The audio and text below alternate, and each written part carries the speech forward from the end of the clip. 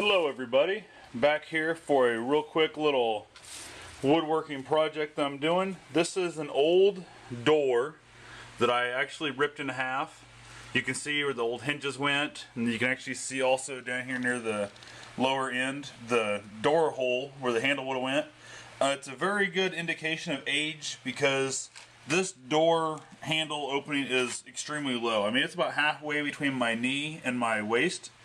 And the very fancy old houses back in the day would actually intentionally mount their handles quite a bit low like this. One, as Americans, we've actually grown a little bit, but mostly what it was is that way when they had their help or servers or however you want to put it, actually reached to open the door, it would intentionally kind of put them in a bit of a bowing position to show respect for their guests. So kind of a neat little thing. I actually had it screwed up, had it upside down for a while, thinking that, damn, that handle is high. Then I remembered the theory behind it. As you can see, it's got the really neat old hinge marks taken off. What I've done, I've taken what I thought was the better side. You see the paint's chipping back here. I have not done any actual, I guess, prep work to the wood. I figure I'll let whoever ends up with this final, if they want to put a better coat of paint on it, if they want to, you know, sand it down, what they want to do, I figure I'll let them take care of it. It's clearly had some kind of weird overspray or something you can see on there. But I just ripped down the center. In order to do this, to make it work well, you're going to need a door that actually has a center beam all the way through it. If not, it's going to be really hard to make it fit and not have the ugly seams. If you noticed, the one side of that center beam is actually quite a bit shorter than the other. Ironically, the door center beam itself was not centered. So in order to have the shelf even somewhat close to equal sides, I end up having to cut down that center beam. And then to secure it, all I've done is I ripped down a piece of wood and mounted it in the back. It's actually just some popular wood. And you can see the cut marks there. I sawed it right in half.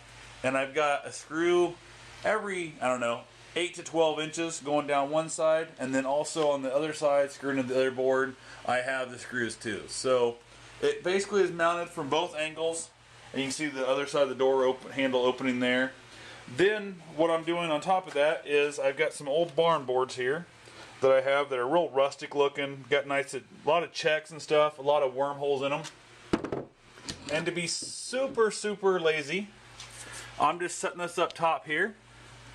And I'm going to flush up both corners. And once I flush up both corners, as you can see, just nothing major here, just flushing those up. It leaves me just a little gap in the back, which on the top shelf isn't as big a deal, but on my lower shelves, I'm really kind of excited about that because it's going to give just enough room. If a guy wants to run a power cord or something like that, it's going to give him room for that to go through.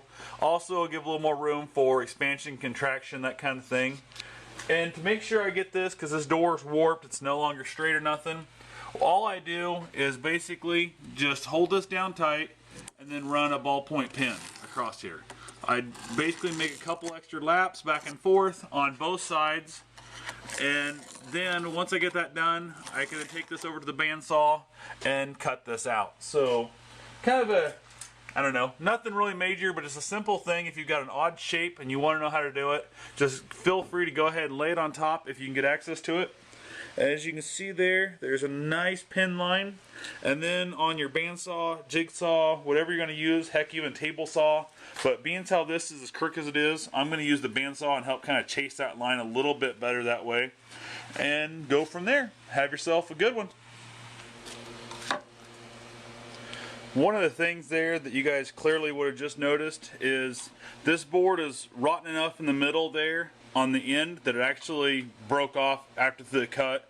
The one thing here in the shelf, if you notice, there's actually quite a bit of good wood, and this baby's pretty solid. It's why I kind of picked that location, moved it down to the far end as most I could. I only cut off that inch or so there, and I had to cut it off because the way it was cut at the end to fit inside that shelf. So what I've got here,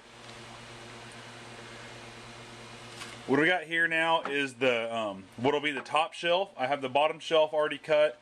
Coming back into the centerpiece, there's no way of laying it clearly on top of it, so it's going to take an extra little bit of work, but I'm going to show you how I'm going to come up with that once I get this all done and figured out. So I'll be back in just a moment.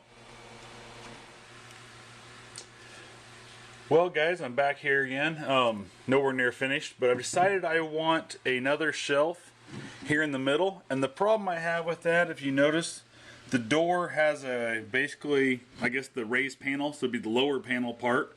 It's going to be a weird spot there. So what I've decided to do is I've got the shelf that I had from before, and it fits really close, but I'm going to need to add a good 1/4 inch in those spots. I'm going to try and do a little cutting around to make that fit. May turn out to be much more of a pain in the butt than I hope, but my goal to do that is, see if I can get that lined up here again. I'm going to go ahead and just line this board up. As you can see, it's lined up front and back. And then, to get my extra gap that I need, where'd my board go? There it is.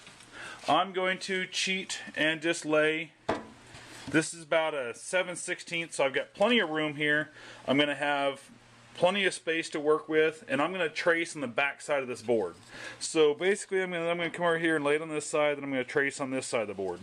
And same as I traced it before, it's just going to have an extra spacer in it. So anyway, I hope this is a helpful little hint on how to get yourself a little bit slightly larger pattern. It can be a pain in the butt, but we're going to go with it.